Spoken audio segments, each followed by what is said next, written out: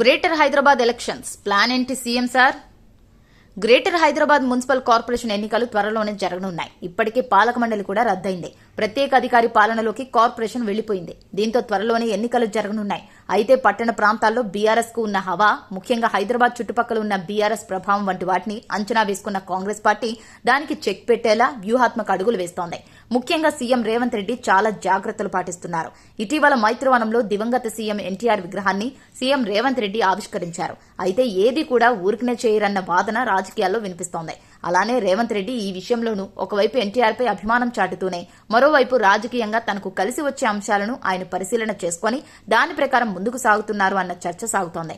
ఈ క్రమంలోనే హైదరాబాద్ లో ఎన్టీఆర్ విగ్రహ ఏర్పాటుకు ప్రాధాన్యం ఇచ్చారు. తద్వారా హైదరాబాద్ సహా గ్రేటర్ పరిధిలోని టీడీపీ అనుకూల ఓటు బ్యాంకును తన వైపు తిప్పుకునే ప్రయత్నం చేస్తున్నారు అన్న వాదన వినిపిస్తోంది. వాస్తవానికి కాంగ్రెస్ కు టీడీపీకి పెద్దగా ఎడమొహం లేదు. గతంలో 2018 ఎన్నికల్లో కాంగ్రెస్ తో టీడీపీ చేతులు కలిపి తెలంగాణలో పోటీ చేసింది. దీనికి పార్టీ కార్యకర్తలు కూడా సహకరించారు.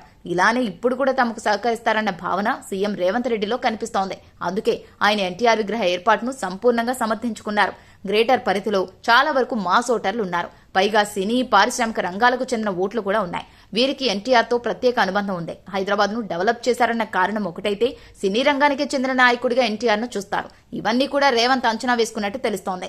ఇక 2.5 ఏళ్ల ప్రభుత్వ పాలనలో లబ్ధితో పాటు కొంతమేరకు ఉండే వ్యతిరేకతను ఎదుర్కొని గ్రేటర్ హైదరాబాద్ లో పార్టీ పాగా వేసేందుకు ఇది దోహదపడుతుందన్న ఉద్దేశం స్పష్టంగా కనిపిస్తోందని పరిశీలకులు చెబుతున్నారు. మరి ఏం జరుగుతుందో చూడాలి.